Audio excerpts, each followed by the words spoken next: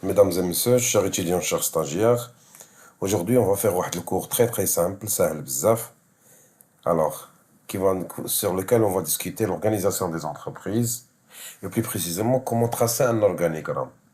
كل اللي يقول لك راه l'organigramme سهل, comment le tracer. Mais pour comprendre, comment savoir comment tracer un organigramme, donc d'entreprise d'une manière générale, خاصنا نعرفوا بعدا شنو هي l'entreprise, de quoi il se compose, شنو هي la définition ديالها. Alors, donc, on a une structure. L'organigramme, c'est une présentation de la structure d'entreprise. Alors, on va commencer. On va la définition de l'entreprise. L'entreprise, il y a un agent économique. Alors, les ou ce qu'on appelle le ou la mission dialogue, et la production des biens et des services destinés à être vendus sur un marché. Bien sûr, lorsqu'on le vend sur un marché, il faut s'ajuster sur un prix. Donc, il y a l'entreprise ou l'entité ou l'agent économique qui soit des biens, ou des services ou des biens, alors sur un marché, alors pour avoir des revenus, alors bien sûr pour fixer le revenu, on doit fixer un prix. Mais pour organiser l'entreprise, il faut avoir la structure. L'organisation, c'est ce qu'on fait une structure. Chacun a une tâche dialogue, le directeur a une tâche dialogue, chacun a une tâche. Pour organiser il faut établir l'entreprise sous forme de structure.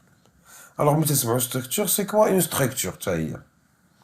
Alors, lorsqu'on parle de structure d'entreprise, c'est quoi? On fait référence à l'organisation interne de l'entreprise. C'est-à-dire, on détermine chacun sa responsabilité. Le directeur, c'est un directeur, le contrôleur, c'est un contrôleur, l'administrateur, c'est un administrateur, le comptable, c'est un comptable, je ne sais pas, le responsable technique, c'est le responsable technique. Donc ici, une structure, on organise les relations dans l'entreprise. Alors, bien sûr, il existe plusieurs types d'entreprises.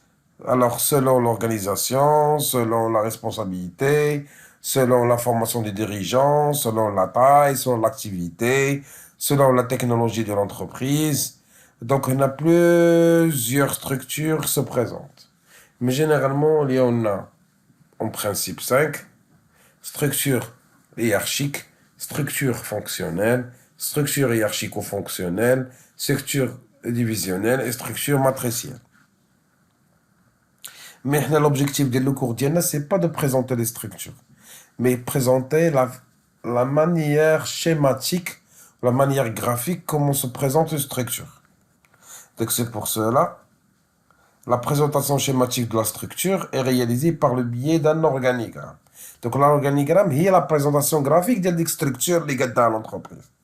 Dès que la répartition des fonctions, la répartition des responsabilités, la délégation de pouvoir, qui fait cette balina d'une manière lisible, mais tu présentes l'organigramme. L'organigramme, tu as chacun la tâche d'elle.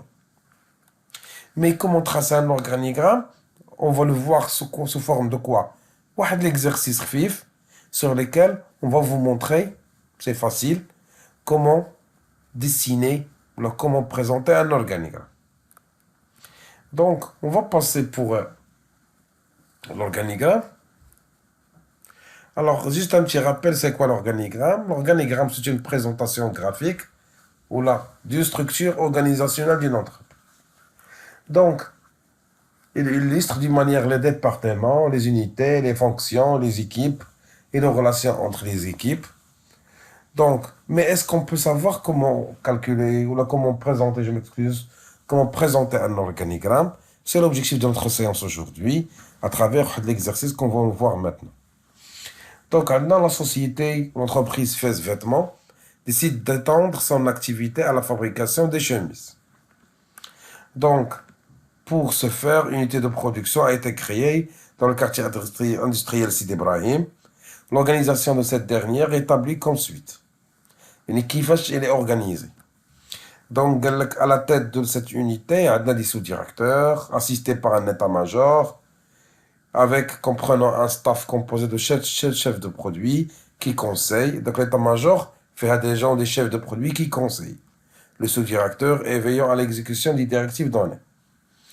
Par ailleurs, l'unité est divisée en 4 services. Qui est un service étude, service méthode, service d'ordonnancement et lancement et service fabrication et de contrôle. Bien sûr, on a des services qui sont divisés en des ateliers de production et ateliers de contrôle. Comme travail à faire, il faut tracer l'organigramme. Et la deuxième des choses, selon l'organigramme, il faut donner c'est quel type de structure. Alors, on va commencer. Voilà l'exercice. On va lire ensemble. Donc, à la tête de cette unité est nommé un sous-directeur. Il y a la tête de l'entreprise est nommé. Alors, bien sûr, on va commencer avec l'organigramme. Alors, à la tête de structure, on a un sous-directeur. Donc, on a un sous-directeur relais à la tête. Assisté par un état-major comprenant un staff composé de 4 chefs de produits. L'état-major, elle aide le sous-directeur. L'état-major, des chefs de produits. Donc, il doit être légèrement en dessus du sous-directeur, parce qu'il l'assiste. Qui conseille le sous-directeur et veillant à l'exécution des directives données. Et par ailleurs, cette unité de production est subdivisée en 4 services. L'unité est un sous-directeur. Combien de services? 4 services. Donc, on va commencer avec le premier service. Nous, qu'est-ce que le premier service? Le service étude.